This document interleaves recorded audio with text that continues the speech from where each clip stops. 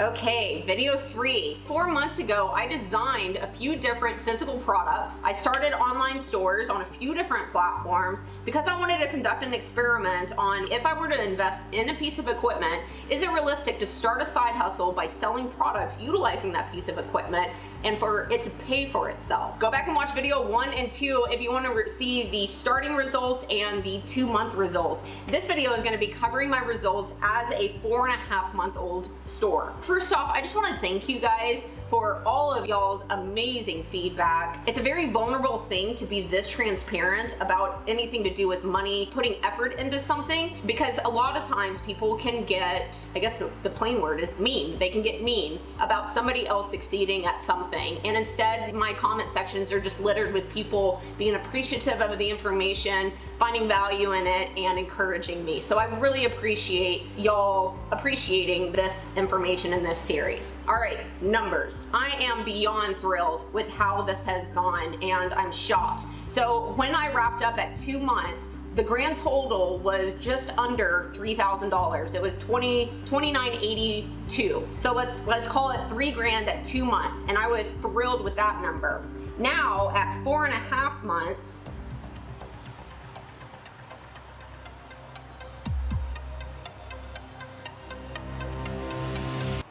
I didn't even do this number before making this video. Guys, grand total at 4.5 months, I have made $10,467. Of course, that is not all profit because the expenses of the material, whatever I want to account for my labor and time, is not deducted out of that. Shipping is not deducted out of that. But my gosh, I'm gonna go ahead and call this a success. I think that this is fantastic. Let me give you a breakdown on what this number entails. I have not had any luck with Amazon or Shopify or Go Imagine, so I'm gonna go ahead and exclude those from the conversation and only focus on Etsy. So this number is gonna be a little bit short of my total number because I did have a few sales on there. And if you're interested in why those platforms didn't work out for me, I'll tack it on to the very end of this video. But for right now, let's just focus on Etsy. Up to this point, from starting my Etsy store, I have garnered $8,291. I've had 172 orders with a 2.3 conversion rate. What I find inspiring, phenomenal, shocking, all of the positive words is in my first 2.5 months, I made a total of $3,000. And then from 3 months to 4 months, it doubled. It more than doubled.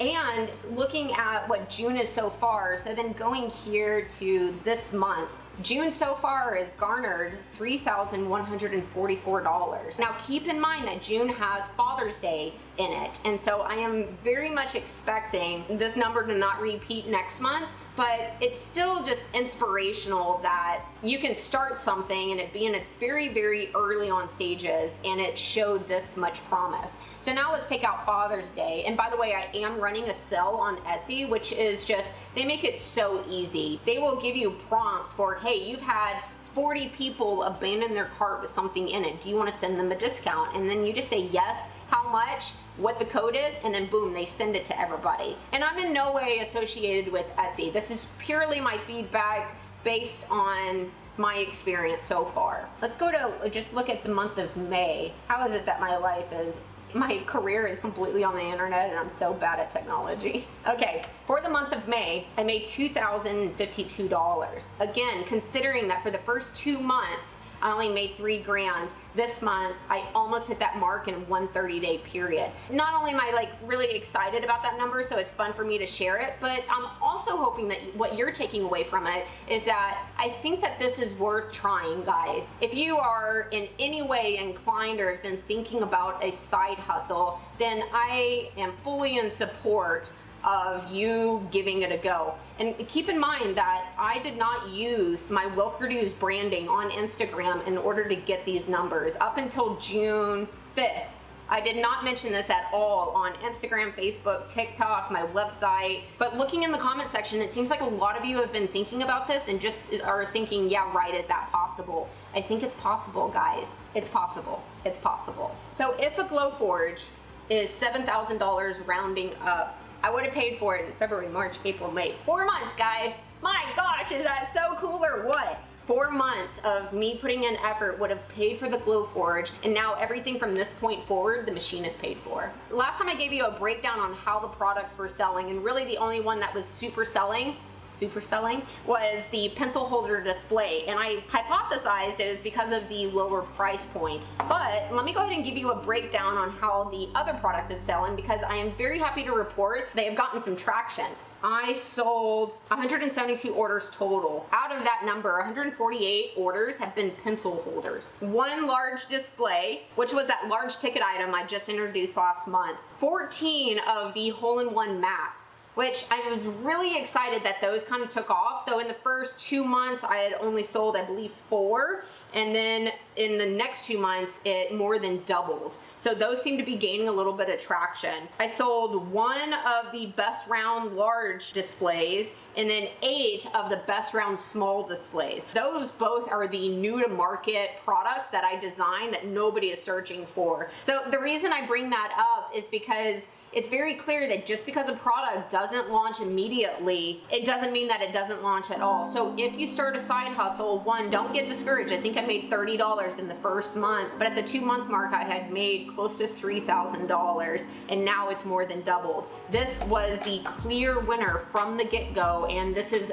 continued its traction, which is great. But these other 2 items, the hole-in-one and the best round displays, even at 3 months, they really didn't gain any traction. Then all of a sudden, boom, the orders started coming in for them. And I know that 8 and 14 isn't a large number, but those are higher ticket priced items. I'm still very happy that they're gaining some traction, and I'm curious to see where it goes. I believe this is my last video that I'm gonna make of this series because it is a success at this point. Let me know if y'all want more of this series, and instead of maybe doing it every 2 months, maybe I'll do it once a quarter. Now let me talk about the lessons that I've learned and what I'm gonna be doing next. I try to make my life as easy as possible whenever an order comes in by having things as ready to go as I could possibly make them. So this is the way that my inventory looks typically. Since I buy proof grade material, which I can talk about, it comes with the masking paper on it. And so all I have to do is lay this back on the machine in order to get that personalization engraved on it. And then I can snap these 2 together, put it in a box, and ship it out. And what I have learned is out of all of my products, thank goodness it's the pencil holder that has taken off as much as it has, because it is by far the easiest one for me to make. All of my other products rely on me utilizing the CNC or my woodworking tools in order to complete the other components to them. If I were going back and starting this from scratch, I would have put more effort into designing a few products, 2 or 3, that rely only on the Glowforge and no other woodworking tools. The success of this, I think, comes down to 3 different things. 1, your products absolutely matter and what kind of market they're hitting. But then 2, Glowforge has made it extremely easy. Not only do they put out a piece of equipment that I can rely on, that's easy to use and is very versatile, but then also Etsy is the other party that has made it extremely easy. By merging these 2 companies with a product, I think that it's a can't lose situation. Now, obviously, I have a relationship with Glowforge, and I am so happy about it. Y'all have seen me use it before in the past on my own personal projects,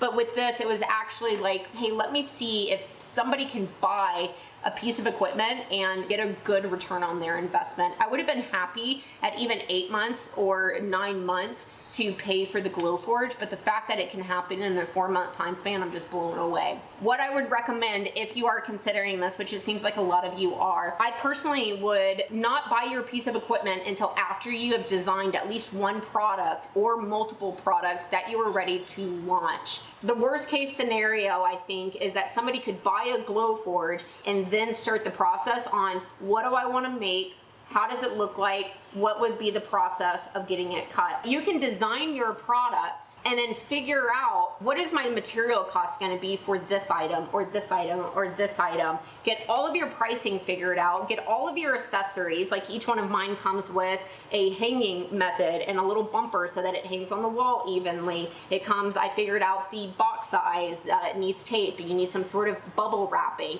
You can figure out all of your expenses, and then you can purchase the Glowforge so that you're ready to go the instant it hits your garage and you can start putting it to work. I have tried to buy other material off of Glowforge because it is a little bit cheaper, and me personally, I resorted right back to Glowforge after the first order. It doesn't come, Glowforge, let me get one. Glowforge has this term called proof grade material, and what that means is that every single sheet is not only cut to size to fit the exact bed size of the machine, but it's also labeled to where when you go into the software you can say this is what I'm using, and it automatically sets the default settings for if you want to score it, engrave it, or cut through it. Know that proof grade material does come in the smaller bed size, but you can also order it, which is what I typically do, in this larger bed size, and then I cut it down to smaller sheets like this. But I started by ordering 5 sheets of the smaller sizes first, and then once I understood that orders were going to continuously come in, so I was safe to invest more in inventory, then I moved up to getting more of these sizes. Outside of the size and the fact that it already comes with this masking tape on it, I have found that the grain is way more consistent. Whenever I purchase material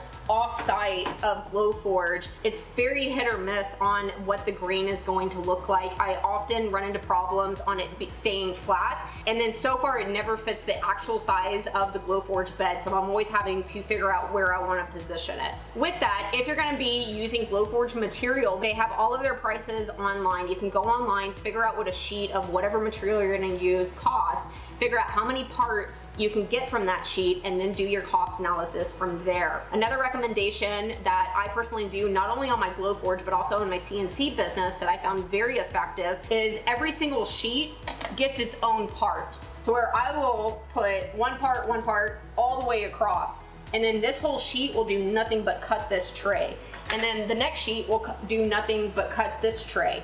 You'll find that this is a way better use of material, and it's going to save you money in the long run. But no, I only moved to that system again once I was confident that I could invest more in inventory. At the very beginning, when I was still testing the market, I did cut 1 product per sheet, just so that I could be safe.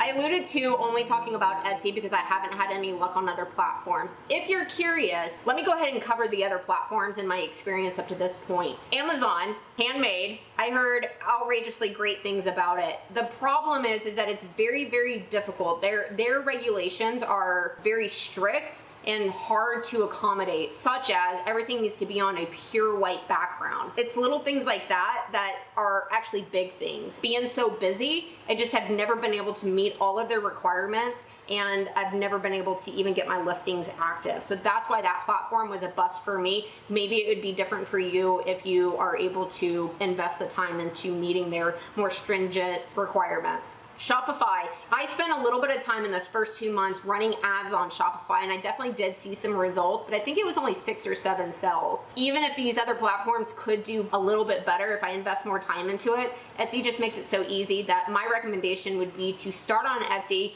see if you have traction, and then maybe refocus on other platforms to see if you can broaden your reach. Same thing with ads. I've completely stopped Shopify ads, Facebook ads, Instagram ads, and I'm only relying on Etsy just because it's paying off for me so well. Again, that's just my experience. I would love to hear from you down in the comment section if you have a different one. And then where I'm going to be going in the future with mine. So my plan is to find more products or develop more products that rely solely on the Glowforge. And that's not necessarily things that I'm going to be making from scratch. So one of my big plans, I'll actually show you.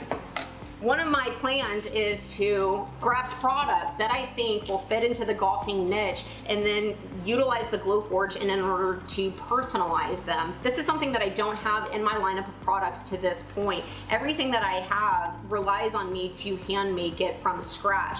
This instead will allow me to buy something in bulk should it take off and then put it on my machine in order to personalize it. This is going to come in at a much lower price point. There's going to be a lot more competition already on Etsy Etsy for this item, but I am curious to see what the traction is gonna be and if it's gonna be worth investing into. So then just my approach is I went online and I purchased about 5 of about 3 different items, and I'm just gonna test the market and see if I can gain any traction. I guess the advice that I'm giving you is when you're developing your products, you can buy something such as IKEA cutting boards and then personalize them. That's not a bad idea. IKEA cutting boards are very cheap and they're good quality. I hope that if you've been thinking about it, that my story is inspiring to you and motivating to you. I hope that some of my insights and advice is helpful, because I don't think that you can just take anything and throw it online and it be this successful. I think that there are components that you need to consider in order to kind of repeat my path here. So hopefully these videos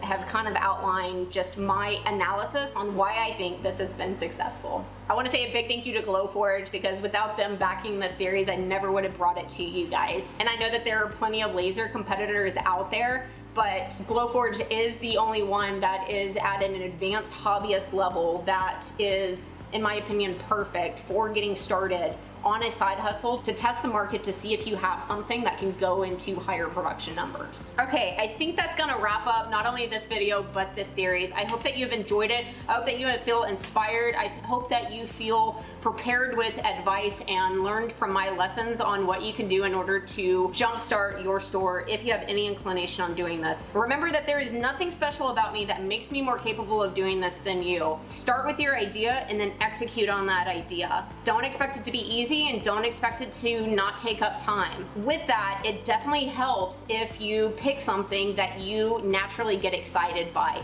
That's why I picked golf, because I love seeing what people are asking for their personalization and then spending my free time making it. I love seeing their hole-in-ones and then customizing their plaque layouts. There is an element of, if you do what you love, then you won't work a day in your life. But don't take that for it's not a lot of hard work. There's a balance, and it is wise to lean into something that you already feel inclined to be excited by. Good luck. Keep me posted if you start a store because of this. I'm rooting for you. You got this, guys.